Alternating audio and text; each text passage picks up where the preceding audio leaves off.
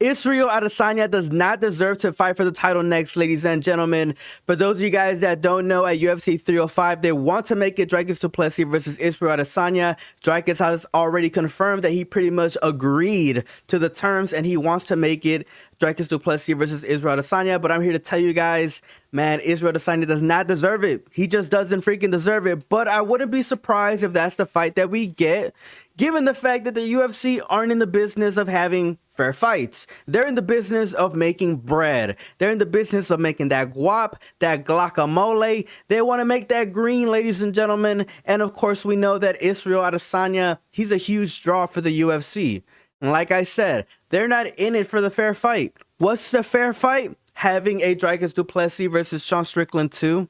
I think that's the more obvious fight that we need in the middleweight division, given the fact that a lot of people, including myself, think that Sean Strickland won the fight. The argument that Dricus du Plessis was having a more dynamic fight, to me, is a pretty dumb freaking argument. At the end of the day, damage wins fights, and the overall damage went to Sean Strickland. Whatever. I think that's the fight that we need to freaking see. Now, another reason is that Sean Strickland beat up Israel Adesanya for 5 freaking straight rounds. Does Israel Adesanya, you think that, you know, having a performance like that, then going off on a hiatus for I don't know how many freaking months, then coming back to fight straight to the title, I don't think that Israel Adesanya is deserving of it. I just freaking don't see it. Now, I know there's going to be a lot of people out there that are speculating on a couple of things on why they don't give it to Sean Strickland, and I'm going to tell you guys why they probably aren't going to give it to Sean Strickland. It's because Sean Strickland, each and every single time he opens his freaking mouth, he says the most unhinged things. It's freaking crazy, some of the things that he says, right? Now, whether or not I agree with him or whether or not I agree with what he has to say, it's a different topic for a different freaking video. But just to sum it up, he's true on a lot of things. But the way he says it, it doesn't really resonate with the general population, if that makes freaking sense.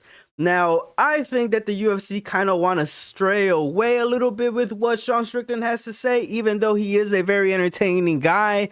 They probably don't want that image, right? That they're giving someone like Sean Strickland a platform. And I can understand them for doing so, but let's just be freaking honest here. The fair fight would be, you know, Dricus du Plessis versus a Sean Strickland 2, in my opinion. There seems to be a lot of outrage regarding this news, ladies and gentlemen, and I think that it's rightfully so, because Israel Adesanya has gone 4-3 in his last 7 fights. He goes on a hiatus and then comes back into a straight up title fight. In my opinion, obviously that's BS, right? That's BS in my opinion. But like I said, this is a business. This is a business, ladies and gentlemen. And yeah, I what I can tell you guys is don't be surprised if that's the fight we end up getting. Do not be surprised if that's the fight we end up getting, ladies and gentlemen. But let me know your thoughts down in the comment section below. As always, it's a pleasure talking to each and every single one of you guys. Peace out and have a good one.